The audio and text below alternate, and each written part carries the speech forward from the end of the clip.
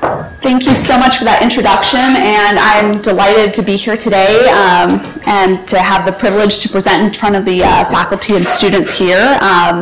Kamaljan Akramov and I are doing some research in the region now, so we are eager to sort of learn from and discuss with you. And so the topic I'm presenting on today is migration responses to household income shocks, evidence from Kyrgyzstan. And I'd like to jump right into the research question that I'm going to be analyzing with this study. And I should mention this is joint work with my colleague Brian Holtemeyer, who's also with IFPRI. So our research question is, how do income shocks influence employment decisions and food security? You can think of income shocks coming from a variety of sources. They could come from movements in international prices. They could come from someone in your household losing their job. They could come, if you're a farmer, from adverse weather conditions like excessive heat or drought or flooding. So there's a lot of sources that income shocks can come from. So what we're analyzing in this study is what are their impacts in particular on the migration and employment patterns of individuals. So where do individuals work? Are they working? We also, to sort of understand these dynamics of how income shocks affect migration and employment a bit better, we also consider the issue of remittances. We actually look at something slightly broader than remittances, which is any assistance, any money, in-kind assistance coming into your household. So how do gifts into the household sort of respond to a situation in which your household experiences one of these adverse income shocks? And then, you know, what are we doing here? You guys are acquiring human capital. You're studying and you're students. So we also look at this for young people. Are they less likely to study and to be enrolled in school and pursuing education beyond the compulsory education level as a result of income shocks? So how do these shocks affect decisions to study? And then finally, to understand some of the food security implications of this, we've done some analysis on how income shocks affect dietary diversity. We know that households often do not precipitously drop their consumption immediately because they have less income. They have lots of methods to ensure against it, but it can change diets. It can change the types of food that people consume. So we really wanted to explore, is the diversity of food and the number of types of food that people consume influenced negatively, potentially, by income shocks. And I should say, too, any questions throughout, if you have a clarifying question or a challenging or something doesn't make sense, feel free to interrupt at any point. I'm very comfortable with that. So the specific focus of this study is households in Kyrgyzstan that are earning income from agriculture. And in particular, we're looking at the period of 2004 to 2014, because we have some good data for these years, and ask how have Kyrgyz households earning income from agricultural production, from both crops and or livestock, responded to reductions in total household income. I want to give you a preview of the results because I think this will be helpful for you to know where we are going with this study from the beginning. What we find is that negative household income shocks significantly increase migration. And this is especially true for the case of international migration. The impacts of income shocks on migration are larger for men than they are for women. And we also see that women are more likely to lose their jobs as a result of an income shock. So men may continue to work. They may change the sector of employment or something, but they continue to work more after an income shock, whereas women are more likely to withdraw from the labor force, or to be unemployed, I should say. We also find that migratory responses materialize quite quickly. Most of the migration induced by an income shock seems to occur in that year of the shock.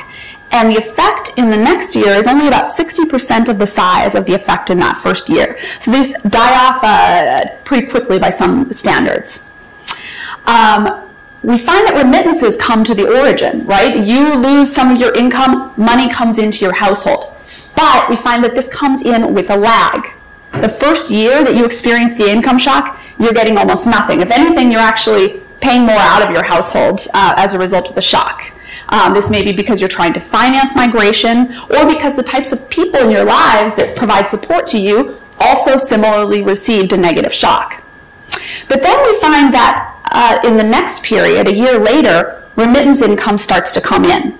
So this may be the time at which migrants have been able to settle into their new communities. They've been able to pay off some of the fixed costs associated with migration, and as a result, remittance income starts to come back home. So we find this lag associated with how quickly we expect migration as an investment decision to pay off.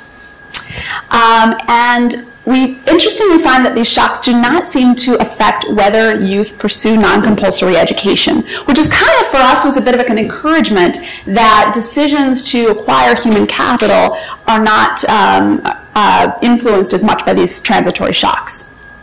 But we do find reductions in dietary diversity, and I'm going to show a little bit of that later. All right, so what's the motivation here? Well, we know from a body of research that negative income shocks can substantially negatively affect the welfare of the poor. Dean Yang has a good paper in 2008 that looks at a variety of negative effects, but among these are increases in child labor and reductions in entrepreneurship. Households are not making those capital-intensive investments that may pay off substantially in the long term as a result of negative shocks. So we also know that, okay, people are negatively affected by income shocks, but households, especially poor households, tend to underinsure against these shocks. Townsend in 1994 has a seminal paper where he basically tests a model of full insurance, and he said, you know, if we have a full insurance model, then your own consumption as a household should move with the average consumption in your village. Everyone there would be insuring one another, and you wouldn't have some households doing worse and some households doing a lot better. And he really rejects, there is some evidence of quite a bit of insurance that you are somewhat insulated. When you have a shock and you lose maybe half of your income, you're not losing half of the food you consume. So there's some insurance that people have, but especially people that are landless and poor are very poorly insured against these shocks. And researchers since then have probed this further. So Jalan and Revalian, sorry, that's a typo, Martin Revalian, they show that 40% of an income shock is passed on to current consumption for the poorest wealth decile, while consumption by the richest third of households is protected from almost 90% of an income shock. So if you're rich, it just doesn't matter as much when you get this shock to your income. When you're poor, it can substantially matter for your consumption today. Seema Jayachandran has a paper showing how a negative shock to total factor productivity lowers wages the most when workers are poorer, less able to migrate, and have less access to credit to smooth consumption. These workers just sell their labor low, and they're willing to accept a very low wage. So we see the poor really suffering. What you really should take away, the poor are suffering substantially compared to wealthier people as a result of a shock. But when we look at the question of migration, the effect of negative income shocks on migration is much more ambiguous. And that's because we have these countervailing factors here. Now, on the one hand, if you get a negative shock to your income, you just have less money to finance migration. Migration is costly, you have to pay a lot of upfront investments, and to finance the move of an individual can be much more challenging following an income shock. And what would that do? Well, that would just reduce migration. You stay home because you can't afford the transportation and trying to set up a new household and knowing that you're going to arrive somewhere without a job and needing some cash to start up. You can't afford that, you stay at home. Also, a lot of income shocks come as a result of, when you think of the biggest income shocks, it can be the result of a natural disaster, a flood, an earthquake, a hurricane. And when that happens, sometimes beyond economic reasons, your family can need a lot of support to help rebuild and cope with the negative effects of the shock.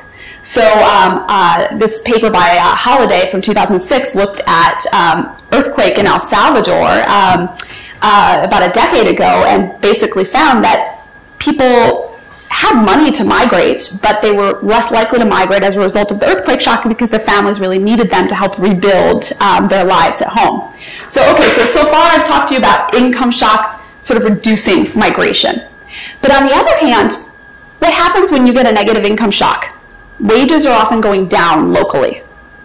What this means is that there's a bigger wage gap between what you can earn locally and what you can earn somewhere else. This is a big motivation to move, right? If I take your salary and cut it in half here, you're much more likely to want to go somewhere else to try and find a bigger salary, especially if salaries elsewhere are not being affected. So here is the countervailing effect of how an income shock could affect migration. So understanding exactly how these forces interface is an important challenge.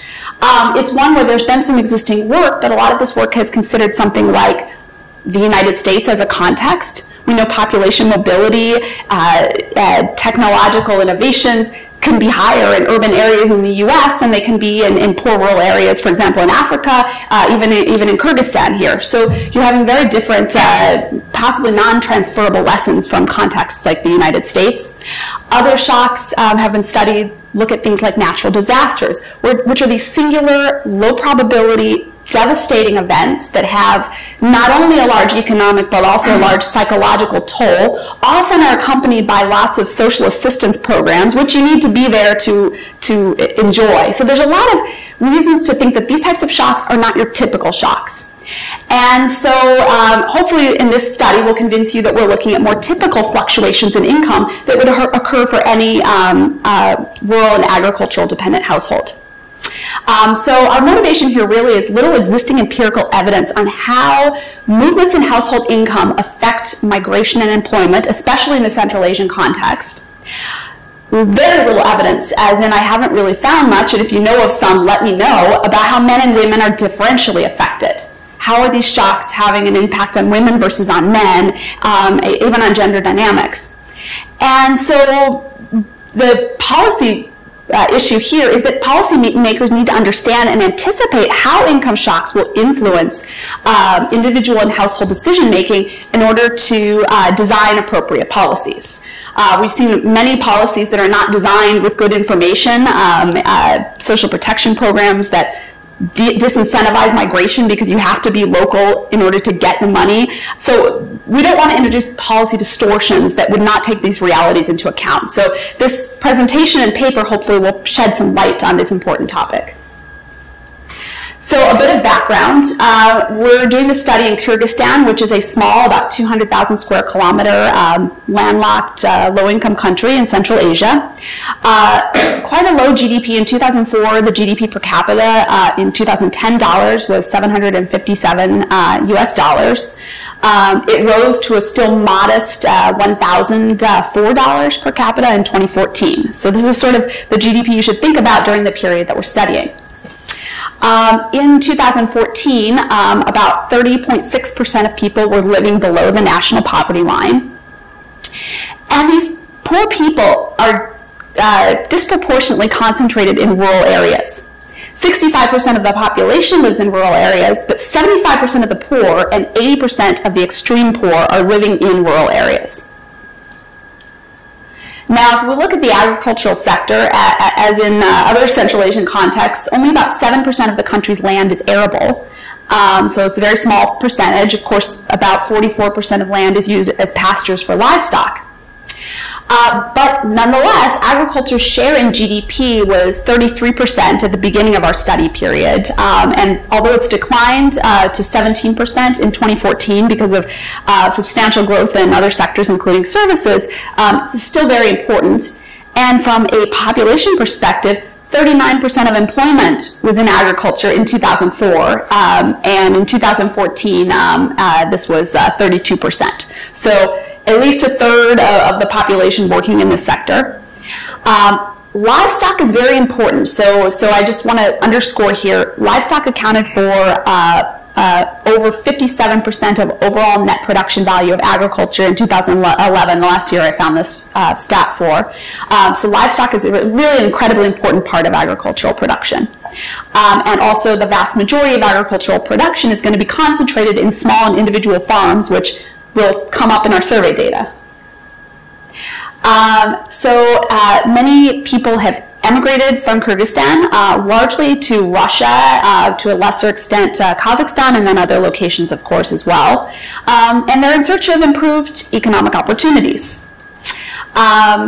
As of last year, an estimated between 650,000 and 1 million Kyrgyz are abroad.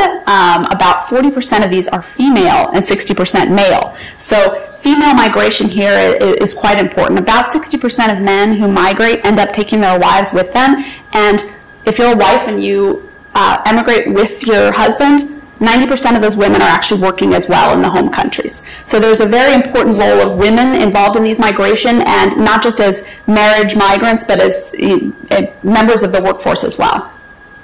So of course these factors have contributed to making migration a major policy issue. And another thing that has done this is the fact that in 2014 migrants were sending home over $2 billion in remittances, equivalent to over 27% of GDP. So migration is a very important topic in this context. Now, what data source are we using? We are using the Kyrgyzstan Integrated Household Survey. This is a survey spanning, we use 2004 to 2014. There's some issues with 2003 data not being comparable in how they value agricultural production. And 2015 data, we were waiting on them and finally just had to go ahead with the paper. And so we haven't incorporated that data, but may be able to at a later date. This is a rolling panel data set. So households, our median household in our sample is in the survey for 3 years. Measures are collected quarterly. Some of the data, I believe from 2007 and possibly there was another year, 2005, they came to us already aggregated up to the national level. Rather than doing some artificial attempts at disaggregating quarterly data from that or dropping whole years, we just aggregated all data up to the national level. It's kind of probably cleaner that way anyhow. This is how we've put the data together. So we have 11-year rolling panel data set with 3 observations per household, and they're aggregated at the annual level. Now, the great thing about the KIHS is they have these reliable set of household identifiers that are unique and usable across years, which sounds great for linking together 11 years of data until you realize that the individual identifiers are not linkable over time. They are completely recreated within every round of the survey. So what we did is use data on the exact household ID of an individual, the gender of that individual, and the exact date of birth of that individual to construct our own individual identifier over time. This is not going to be perfect, but we're hoping that there are not many people. For example, if I see someone that was born on April 14th, 1979, that's a female in household A, and later in household A, I see another female who was born on April 14th of 1979, I'm going to assume that's the same person. It could be her twin sister. It could be a cousin who's living in the household and may be similar. We're going to assume it's the same person, so take that caveat as you will for the ability to match these across years. I will say also, to the extent that someone misreported a birth date in 1 year, if 1 year they accidentally said April 14th and it's really April 15th and they corrected that in the next year, I see them as 2 different people now. So this is a caveat. We could do some sensitivity analysis and reducing allowing for different types of merges. It becomes complicated when you do that because there's just so many potential new merges there. So for now, you have to have the exact same date of birth to be matched. Our match rate is actually quite satisfactory, about 99%, so we're not super concerned. We compared this with twin birth rates in the United States, which are probably higher than in other countries, but it's because of fertility meds that cause twin births. But it's comparable to the twin birth rate, so we think the match is not that bad. So our sample, who do we want to focus on? On the one hand, we could just look at rural households, but not all rural households are engaged in agriculture, and we're very interested in agricultural production. And also you have some urban households that derive a substantial amount of their income from agriculture. So what we've said is we will include in our sample anyone that is earning income from the agricultural sector. This means that 60% of our households are urban, about 40.9% actually are urban, and 60% are rural. And on average, these households are going to be earning about 40% of their income from agriculture. So there are other very important sources of income, but we're going to be focusing on shocks to agricultural income, and I'll show you in a minute how we're going to look at that. So, key outcomes. Just want to define, I've talked about the data set here. What do we mean by migration? Now, following Mueller et al., we define migration as exiting the household roster and thus ceasing to be a household member. The KIHS data set does not give great information about where you went or why you exited the roster. You simply disappear and we wonder what happened to you. But this is a very common definition of migration because they're usually very clear descriptions of what it means to be listed on the household roster. You're a household member. I believe in this survey it's sort of people that are economically sharing expenses with the households. In a lot of other contexts, it's who's eating meals with the household. Documentation on the KIHS is not great, so if anyone knows better than me about what it meant to be a household member, what instructions to enumerators were, please let me know. But we're operating under the definition that this is people that are sharing expenses with the household. So if you leave the household roster, you've migrated, you've gone somewhere else, that is what we're defining as migration. Now, I mentioned that we don't know where you went when you disappeared, but I'm going to be showing some analysis later that shows impacts on international versus other forms of migration. And how do we know that? Well, there's an employment module, and the employment module asks individuals, what is the main place of work? Is it within your region, your oblast? Is it in another oblast in Kyrgyzstan, or is it abroad? So, and thankfully, the employment module does not only include household members. It does not only include people on the roster. It also includes recent migrants. So the household is asked to list people that have recently migrated from the household. It seems to us, the documentation are not super clear, but people are appearing usually when they leave the household for a few years in the employment module. So recent migrants are there as well. So we can use these data from the employment module to say, how do income shocks affect the sector, or affect the location in which people are working? So our base group is going to be people that are in the same oblast, but we're going to see, do income shocks predict you working outside of the oblast, or do they predict you working internationally? So then we're going to learn a little bit from this employment module, location of employment, where it is that migrants seem to be going. Now, employment. We're defining employment as having worked for a paid job or on a family farm or enterprise during the last week. We're also defining it as someone that says that they're temporarily away, but that's what they do. So we're not saying you're unemployed just because you were on vacation last week.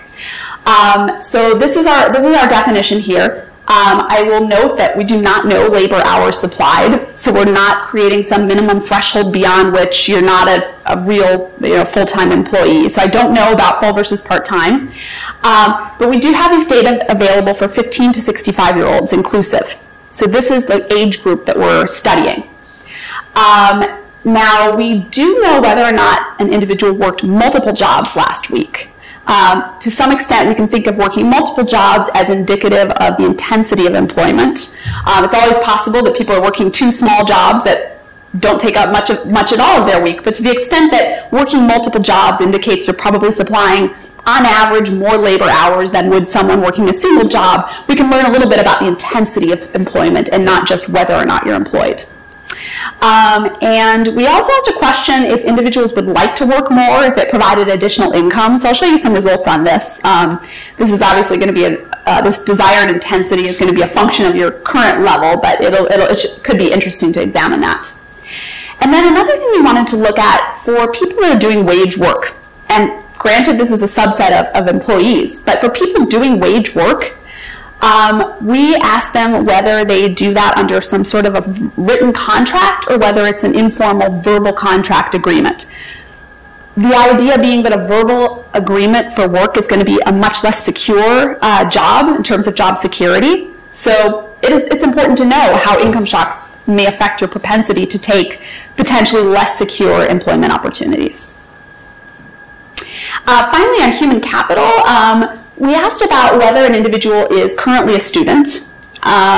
We focus on youth between the ages of 15 and 24 in our main analysis. We also show some robustness to looking at age 15 to 20. The idea is we don't want to examine how income shocks affect students of a compulsory education age, because those students have to go to school no matter what, and enrollment rates, as you guys are well aware in this region, are incredibly high. If I were studying this question in Africa, I would probably be looking at 6-year-olds, because parents are pulling 6-year-olds out of school in response to shocks in the African context, not here. We're interested in sort of, once you've done what's legally required of you, do you go on for higher education? I wish I had a result here. I don't. We're going to see null results. But if anyone has reasons to believe we should change the age range we're examining, let me know. But we're going to be showing 2 age ranges, the 15 to 24-year-olds and 15 to 20-year-olds.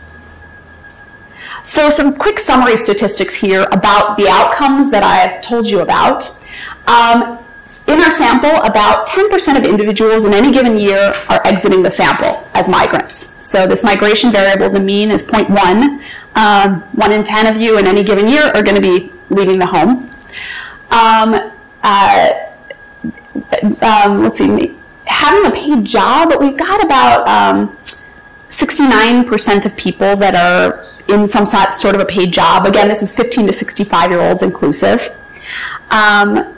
Being outside of the country, of our migrants, about 9% of them are going outside the country, it seems, and about 12% of them are either going out of the country or to another oblast within the same country.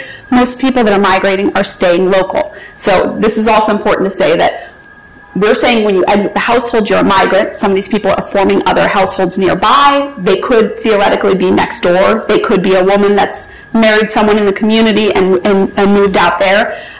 In the migration literature, marriage migrants are also an important analysis, because you can time marriage and make that decision of what's ideal for your family. But that's an important thing to take into account for our migration definition. 15% of people are working multiple jobs in the last week. So about 85% of our employed people are just working a single job, and 15% are working multiple jobs. And among our student universes, 15 to 20-year-olds, about 74% are students. Among 15 to 24-year-olds, it's about 57%. So you can kind of see why we dropped off this age group and haven't really looked past 24 years of age, because the rate at which people are studying is dropping off anyways quite precipitously. What we're seeing is that the assistance that you receive from family and friends, this is how we're measuring remittances. We don't know if this money is coming from abroad or if it's coming from next door. We just know about assistance that your household is receiving. But this is, if you look, it's in per capita terms about 2,000 soms, so we're thinking about 8,000 on average. So this is less than maybe 6 or 7% of the income of a household. This is not a large amount of money. And just to highlight a few statistics here, our average household size is 4.38 members. The head of the household's average age is about 51.7, so these are older households. Land size, about 0.9 hectares of land. And 72% of these households, or 73%, have a married head, and 73% have a male head. All right, so this is the econometric specification that we're estimating. And basically what we're doing is we're regressing an employment or migration-related outcome. This is E on the left-hand side. We're regressing that on a bunch of controls. And in addition to that, we're regressing it on total household income. What we want to do is we want to control for all a vector of household-level controls, individual level controls such as age, a quadratic in age, being male. We've got fixed effects for the year by oblast, by urban area. So we have these geographic fixed effects. And we also have fixed effects for years. So we're controlling for everything about each year by putting in year dummies. We're controlling for everything about an oblast and the urban area within it by controlling for these oblast by urban area fixed effects. We're taking into account a host of other controls that may influence your likelihood of being employed. And what we're trying to see is how do movements in household income affect these employment decisions? So that's what we're getting out of here. We're also recognizing that different agricultural households may be on very different time trends.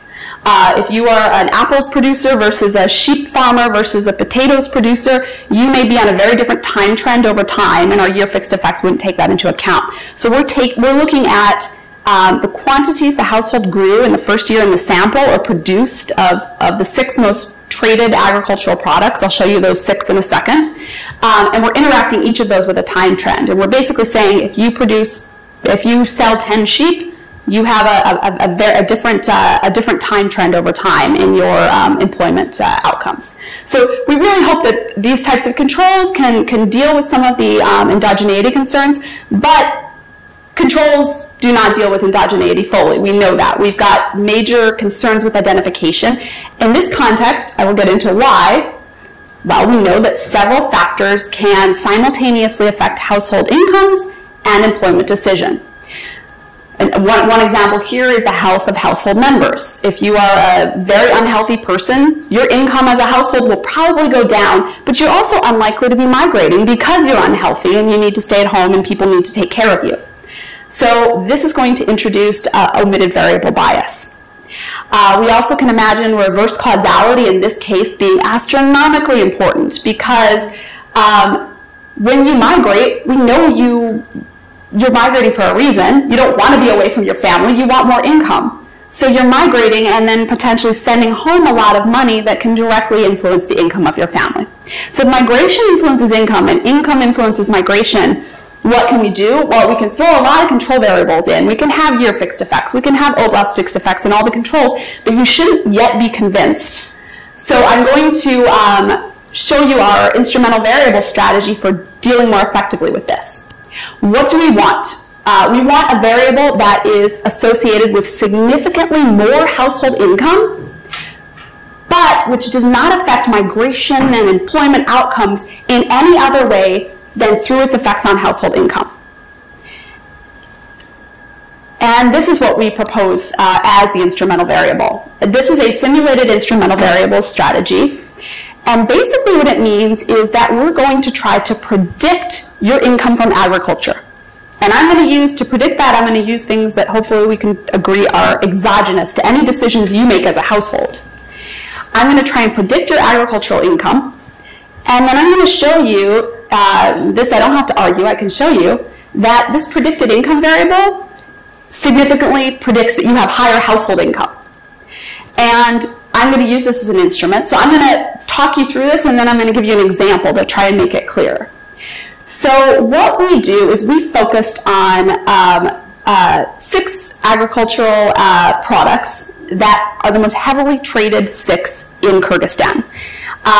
Why 6? Well, we basically took, when you kind of order products in terms of their traded value, we find that these 6 constitute the majority of traded value. We find that 74% of households are producing one of these products. So these are products that, because they're so traded, we're going to have good price data. So it's important for us to have good price data that are not influenced by any one household. If you had a product that only 3 households were growing, then those households would pretty much be determining that price, and I wouldn't take that price as exogenous. So I want a price that's very exogenous. So I'm focusing on these 6. We show some robustness to looking at up to 70 different goods, but I'm going to focus on 6 here. These are kidney beans, cow's milk, sheep, cows. These are sheep and cows you're selling, bulls and oxen, and potatoes.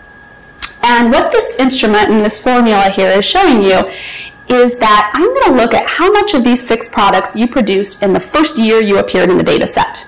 You produced 5 kilograms of apples, potatoes, 1,000 kilograms of beans, and no sheep, bulls, or cows. Okay, so I look at those quantities and I fix those. I control for those in the regression.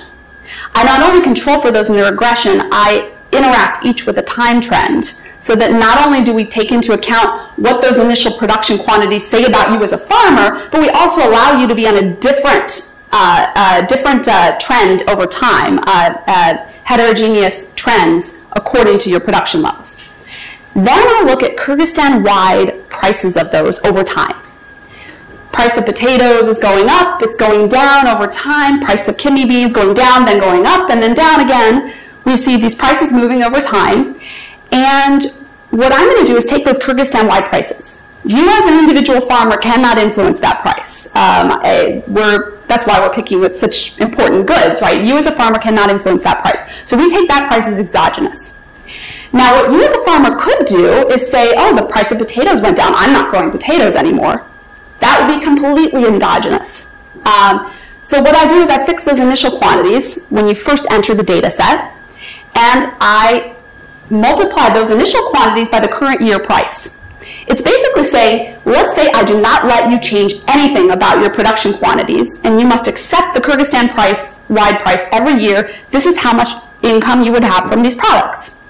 It's a predicted agricultural, predicted income. So this is what we use as our instrumental variable for total household income.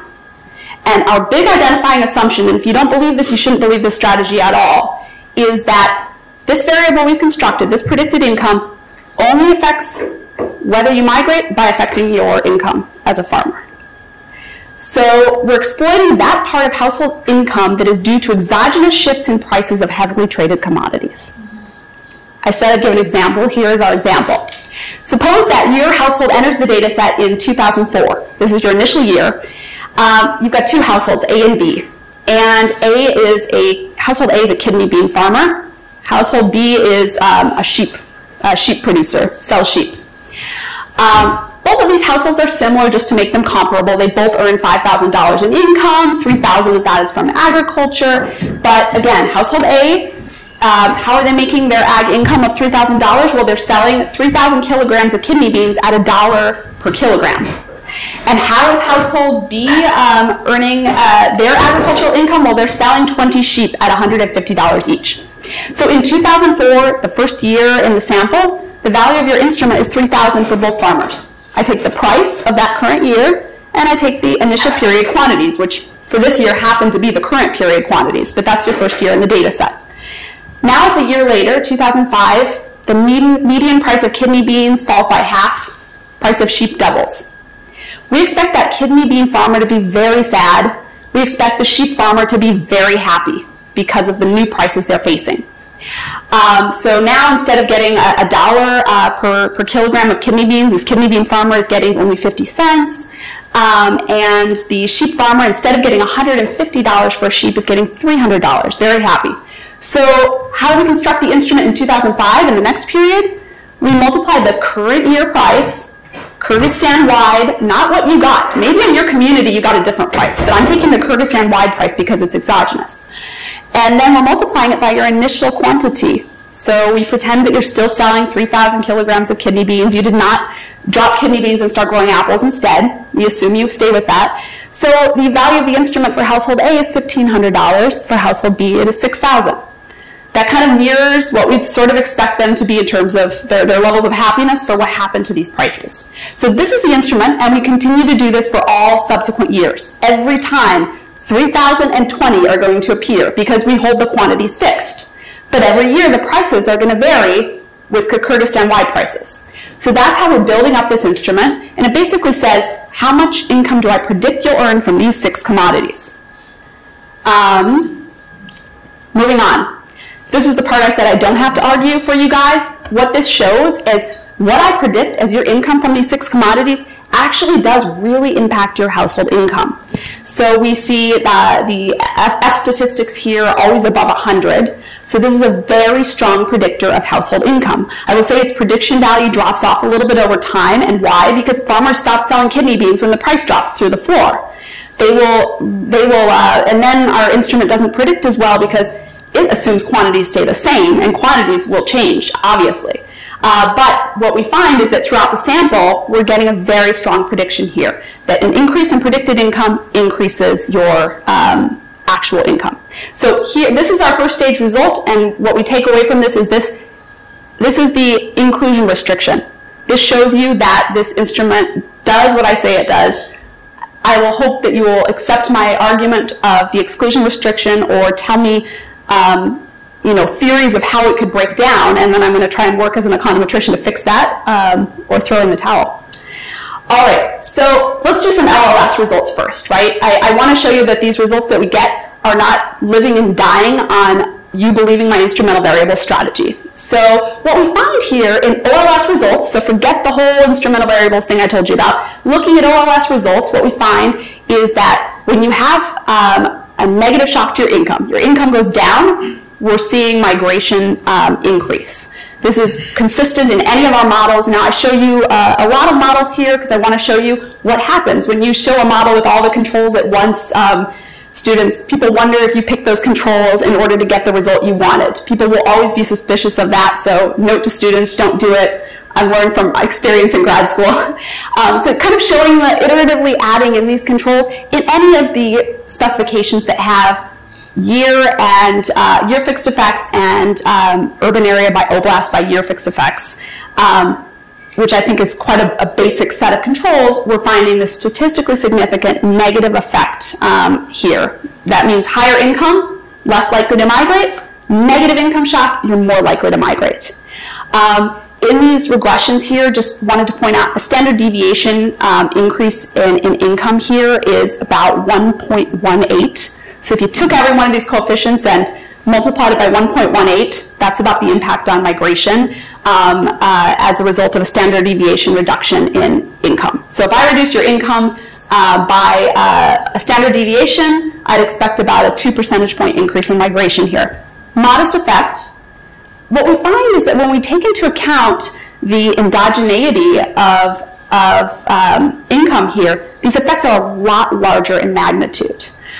In particular, in our last specification here, that includes our full control set, and that I think that is probably the best and most reliable specification, we find that this 1.18 unit reduction in income, a standard deviation reduction in income, is going to be spurring migration by a little under 5 percentage points. So a little over 5 percentage points. So this is a much larger and more meaningful impact on migration as a result of reducing your income. So people are being driven out of their homes when income goes down. What I want to show is that this first panel, where it says panel A, and you see this 0.034, that's the effect in the current period. When I look at the effect of lagged income, how does an income shock last year affect what you're doing today? These results kind of disappear. You're seeing this negative coefficient, but it's now no longer statistically significant. So it's not only dying off in terms of economic significance as a smaller point estimate, but it's no longer statistically significant. So it seems like there's a quick dying off here of these transitory shocks. They're affecting migration in the current period, but don't seem to have these lasting impacts. Now, when we looked at remittances, we also looked for this is actually assistance from friends and relatives. Remittances would be a part of this, not the only part of this. But what we find is that in the current year, I see some significant coefficients in columns 1 and 2, but when I put all my controls in, we're not finding any statistically significant impact of an income shock on remittances. So people aren't really helping you out when you are, which is a depressing story, right? You lose income and no money's coming into household to offset it. But what we find in panel B is that the next period, that's where we see it. You have this negative shock to income in the next period, that's when remittances start coming. This coefficient actually grows if I look at a lag of 2 periods, but remember something, I told you the average household is in the sample for only 3 years. So our sample size starts to drop, the precision of our estimates one might be concerned about after longer periods. We haven't really analyzed them, but I will say that the results kind of just get better. I'm a little cautious about what that means when households are in the sample for a brief period. Now, these are the results repeated. Columns 1 and 2 are just what you've already seen. When you have an income shock, or columns 1 is, when you have a negative income shock, you migrate. What column 2 is showing is, does this differ for men and women? In particular, this row that's income times male, it's saying, is this effect statistically significantly larger for men? And we find that that is definitely the case. For women, you have this effect of 0.025. For men, you have to add the two effects together, 0.025 and 0.017. So we've got, maybe a 100,000 SOM reduction in income leading to this 2.5 percentage point increase in migration for women, but leading to a larger, about 4.2% increase in migration for men. So we can reject that these effects are the same. We know that they are larger in the case of men. Now we tried to explore a little bit of using the employment data. I mentioned when people leave, I don't know where they go, but I do have an employment module, which also includes recent migrants. What we find from that is that most of these migrations seem to be outside of the country. When we consider other types of migration, we're not seeing as much picked up there. Again, this is a different data set and different people, so I don't want to misrepresent. This is the employment module. It is not the actual people doing the migrating. Not all of them end up in the employment module. Sometimes they disappear and the household doesn't talk about them. And I really want more information. I'm hoping when we're in Kyrgyzstan, Kazakhstan, we can talk to someone that knows KIHS data more, and if anyone here knows, let me know. But it's suggestive that international migration seems to account for a lot of this migration, and that's especially so for men. What we find also is that you get a negative shock to income. This first column here, people are much less likely to be employed. So negative hit to the economy, people lose their jobs. But what we see in the second column is that men are much more insulated from this shock. So you have a negative shock to income, men are less likely to be losing their jobs. And we can again say that we can reject statistically that the effects are the same for men and women. Women are more likely to lose their job than are men. We asked people about whether they worked multiple jobs in the last week. Negative income shocks reduce this sort of intensive level of employment. So we see reductions in the probability that you work multiple jobs as a result of this negative income shock. And we find in this case that it actually is larger for men. So men are the ones that are reducing from 2 jobs to only 1 job or 0 jobs. Women are not. I think this just reflects the fact that not many women are working 2 jobs in the first place. So this is a male story that men are being affected by having reductions in the number of jobs they're working. We encouragingly did not find any increase in employment under verbal contracts. If you get a negative shock to income, it doesn't seem to affect whether you're the formality of wage employment. Again, the sample size in those last 2 columns is smaller because these are just wage workers for which we have data on whether they have a verbal or a written employment contract. But again, so we don't find any evidence that the security of employment is affected by, the formality of employment, is affected by negative income shocks. No effect, as I mentioned, on whether people are studying. Negative shock to income, if anything, would say if you get a negative shock to income, you have maybe a slight increase in education, but these point estimates are as close to 0 as you can get, and they're not statistically significant. So I think it's pretty clear to say education, human capital acquisition is not negatively affected by transitory income shocks of this type. Then we did some exploratory analysis looking at dietary diversity. And I work with a lot of nutrition PhDs at IFPRI, so this was intimidating to do. I told them about the data we have, and they said, well, you need a 24-hour recall. You need to know everything people ate in grams over the last 24 hours to know anything about nutrition. And what the KIH, and you have to know it by person, by the way. You want to know for each individual in the household, what did they consume. So that's what I was told. If you don't have that, you have a fuzzier, less precise measure. KIHS asks, what does the entire household consume as a unit over a 2-week period? And the recall is 2 weeks later. It's not that they have you write it down every day for 2 weeks. They come back 2 weeks later. So I didn't expect much statistical significance here, because when you have very noisy data, it can be very hard to get a statistically significant estimate. But we threw this together, and what we did was we counted up the number of different food groups of, I believe, 12 different food categories. These are vegetables, fresh fruit, seafood, chicken and meat, dairy, 12 different groups, and you basically see how many of them are consumed over the 2-week period. The means are quite high. We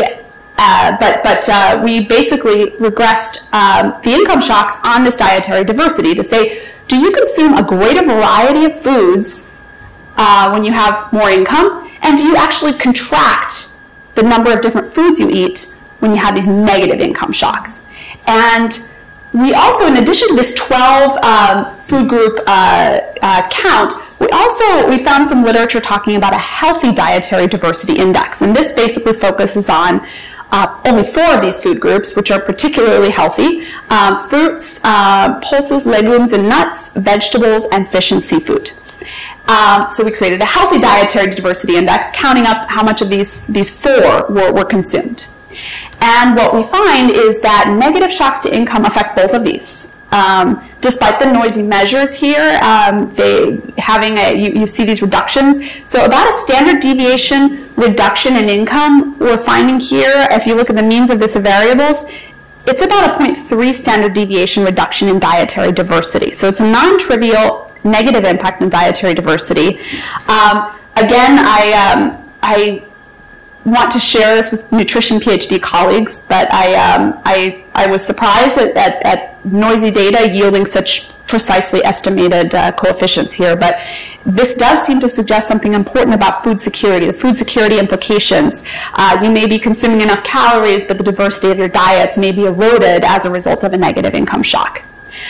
We've done some exploratory analysis also, having seen this and been surprised by it, looking at Z-scores, in particular height for weight and weight for age and height for age. And we found that these are, height seems to be negatively impacted as well. I'm not showing these results here. I want to learn a little bit more about the data quality of those data. Again, I've heard those are very noisy data, but again, we had some reductions in height as a result of negative income shocks. So this is kind of a recap on what we have looked at together today. What we found is that if a household in Kyrgyzstan faces a negative income shock, they are much more likely to send a migrant. This is true for male migrants, but also for female migrants, although male migration is a bit more common as a result of a shock. We find reductions in employment, so people are more likely to be unemployed, and these reductions are larger for women. So when there's a negative economic shock, men may be taking some of the jobs previously worked by women, and this might be this change in the gender of the person that's working a job may occur as a result. So this has some important implications for women's empowerment, for women's integration and participation in the labor market, to see that women are the ones that are the first to lose their jobs in these negative income shock climates. We find that these migratory responses seem to come quite quickly, and again, as I showed you, they die off in the next period. So these transitory shocks to income, if that shock goes away, then your people are coming back to households. Migration is not a persistently increased. Remittances to the origin seem to come with a lag, so there may be a period in which the migrant first needs to finance the fixed cost of migration and set up a new home before they can start sending money home. And we also find that shocks are not affecting whether youth pursue education beyond the compulsory level, but that these shocks are reducing dietary diversity, potentially reducing children's heights. So there's some very important food security implications of negative income shocks, even if they're not negatively affecting education. So thank you so much. I've taken up most of the hour, but I'm open to any questions you might have.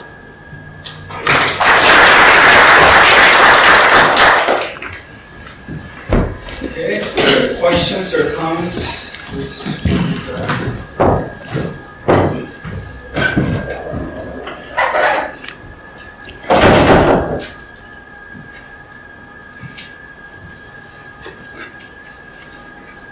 Either everyone understood it or... I probably just talked too long. Oh, we have a question over here, yeah. Thank you for very interesting presentation. Just I would like to know more about a little bit more about the panel itself.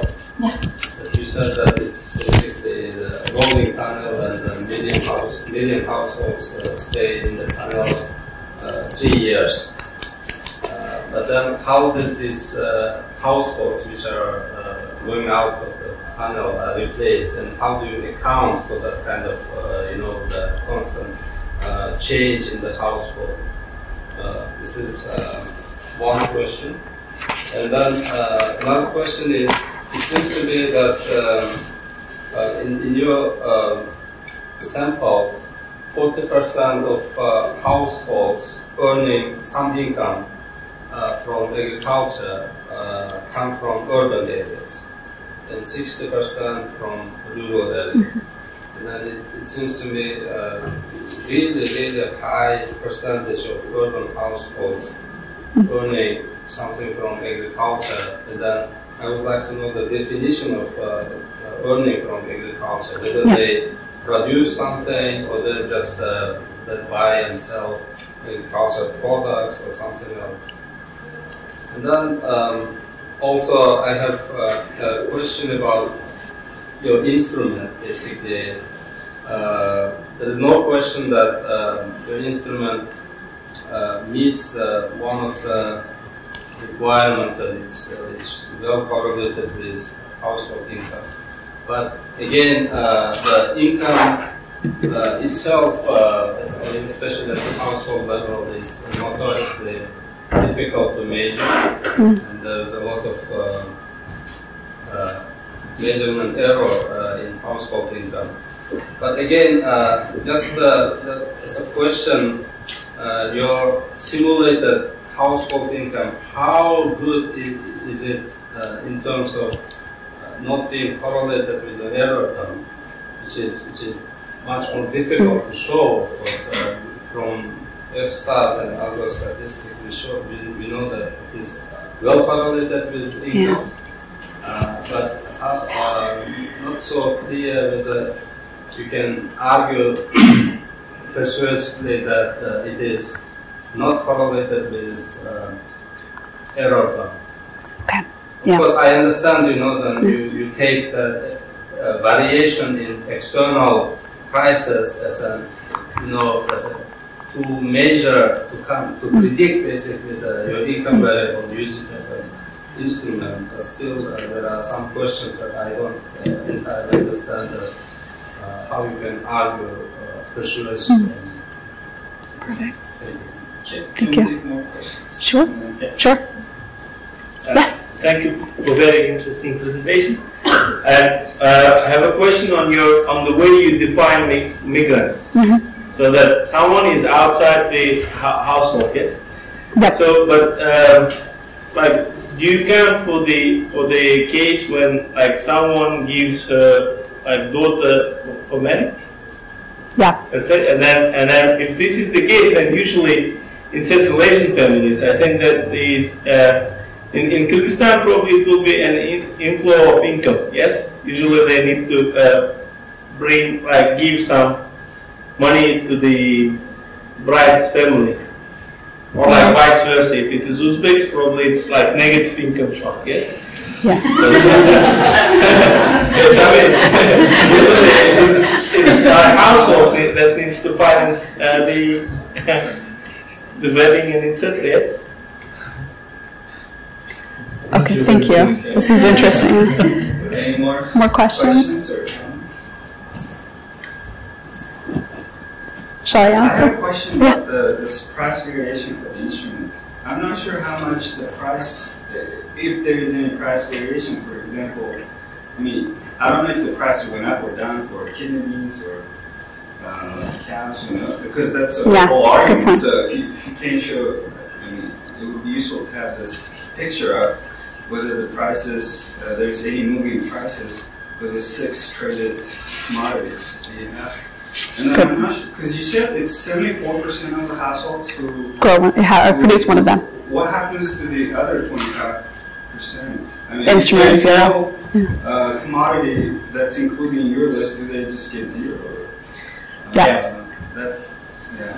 One more suggestion, probably as a robustness check. I 2 comments. I think that probably we also need to take into account the yearly variation in these commodity prices. Because in Central Asia, I think that the seasonality in the prices is very high. And then I suppose those needing liquidity probably will sell when the price is low. And then those in town areas, they will probably buy, store it, and then sell it in the Good point. So this is first comment. And second one, do you control for the assets? I suppose that if someone owns, let's say, large livestock, In the case of the, let's say, negative income shock, then probably first they will sell their assets and then. Nice, good point. And then this pay job, is it in agriculture, the pay job story? Because you say they have this agricultural income. It could include agricultural wage labor. It's just a paid job. Yeah. It's just yeah, just a paid job of any kind, ag or non-ag. I don't know. Coming. Yeah. First of all, thank you very much for the presentation. I wanted to know if you could clarify about the rural to rural migration, because it's also one of the way of consumption smoothing. Was it also significant, or was it only an international migration? Great, thanks, Scuba. Should I answer? I think I've got 9 of them. Yes. All right, perfect. Well, thank you guys. These are really great questions and also reflect a good knowledge of the region, which I really appreciate. Sort of how do we account for people leaving and what exactly does it mean was the first question. We are truly getting the whole gamut of people that are leaving because they're moving next door and they're going to not be, they're going to be staying locally. We're including marriage migrants as well. So sadly, with the data we have, we cannot differentiate between the reason. One thing we could do is to separate men and women and to say, okay, men are not being sold off to marriage and their decisions are probably more likely to reflect some cultures maybe, I don't know. But they're not going to be, so some studies, and I will say my own work on migration in the past in Pakistan, we just dropped all the women because there was not any kind of economic migrant story going on at all. We had zero. People in this context, that does not seem to be the case, that a lot of these women are, even if they're migrating because they migrated with their husband, they're actually doing productive economic work, but we sadly can't differentiate by the reason. If people have other ideas of how to either back out the motives from this data source or cut the sample, look at only certain ages, look at only certain genders, show a sub-analysis, let me know of ideas, but that's a caveat. The issue of the 60-40 split between rural and urban areas, this is high. This urban number is high. The reason is we are including anyone that had any agricultural production value at all. If you sold 3 tomatoes, you're in our data set. So to be clear, this is erring on the side of letting people be in our data set as opposed to out of it. At first, I was telling my research assistant who's crunching all these numbers, and he's brilliant with crunching these numbers, I was telling him, make sure that at least a substantial portion of their income comes from agriculture. And he said, well, what do you want to do? 5%, 10%, 20%, half? And I realized if I was worried that if I'm cutting the sample, someone will call that it was arbitrary where it was cut. But if it kind of sounds like maybe we do want to establish a floor of some type. I'm not sure where that floor should be, and I think that regardless, lots of researchers will have different ideas of what the floor for agricultural production value should be. So I think that maybe in robustness checks, we're going to have to show different sensitivity of the results to different definitions because that's fair. That's fair. It's a high percentage of urban. The instrument.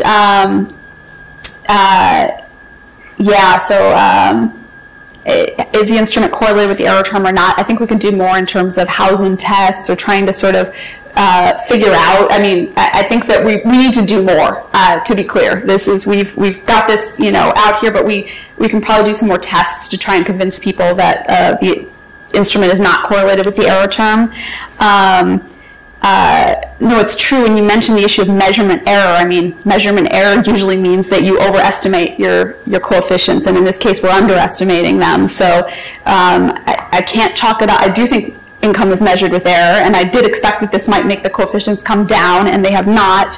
Lots of other stories of endogeneity, but I take your point, and we'll do more to try and at least do exploratory tests and show how well the instrument is performing. Let's see. Yes, so this is interesting about if your daughter gets married, there's an inflow of income into the house. So inflow of income in the Kyrgyzstan context, an inflow of income into the household.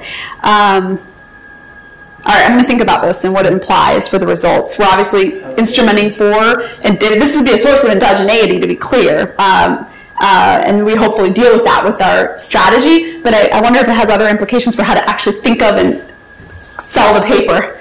And then price variation. So Monday was a holiday in the United States. Otherwise, I would have had pictures of these prices varying over time. I sent my research assistant to please create these price pictures as I was finishing up other things on the presentation, and I realized public holiday in the U.S., no pictures. So, but I will have these in about 9 hours, so too late for you guys, but there will be pictures, and that's very true. I would love people to be able to see the movements and the prices and what this implies, so point very well taken. Yes, for 24% of our sample, the instrument is 0 for every period. What that means is identification is not coming from those households. We are measuring a local average treatment effect, not an average treatment effect, and that local average treatment effect is coming from the 74% of farmers who produce one of these goods. It's part of our motivation to show robustness to including all, like we include the top half of goods, which something like 92% of farmers are showing, and we have substantially similar results for those. But yeah, that's a caveat. We can use all products, but then we get these results, I'll be honest, the results kind of fall apart when we use all 140 products, and it's because you have some products that only a few farmers are growing, and so that there's some indigeneity concerns there. So, but I will, we'll talk about that more, and I think I need to show robustness to that. This question about yield variation commodity prices is critical, and I really need to give this a detailed think, because if you think that people at different poverty levels have a differential ability to adjust to income shocks, you know, that's an interesting, I'm wondering what the implications are for the results. At the very least, we probably want to disaggregate results by poverty level and show that people that might be more vulnerable to having to sell, as opposed to being able to refrigerate their grapes for 3 months and then sell later. At worst, yeah, I got to think of what it implies for this empirical strategy. And I think we control for asset value, not in the best way. We just have an asset value index that's created from durable assets, and I don't think we tried to value land. And I think that's probably a big part of asset value in this context. So if you think we should do that, we got to figure out how to value land, I think. But and rural to rural migration, this last question, I wish we had that data. That would be, I've done migration studies, many of them in Pakistan now, and 75% of our migration is rural to rural migration. People think of international moves as being the big research question, but migration is rural to rural. So a lot of that was marriage migrants as well, but it's a huge question. We don't know whether people are in rural or urban areas or where they're going. I wonder actually if the employment data, I'm going to check if the employment module might be able to get us the sector. That could be interesting. Not sure if we have it though. The data on location and moves are sparse at best, but I will check if we know if they're rural. Thank you. Thank you guys for great questions. I'm happy if anyone else wants to chat more. So thank you again. So if you have more questions, please, you can approach Katrina individually.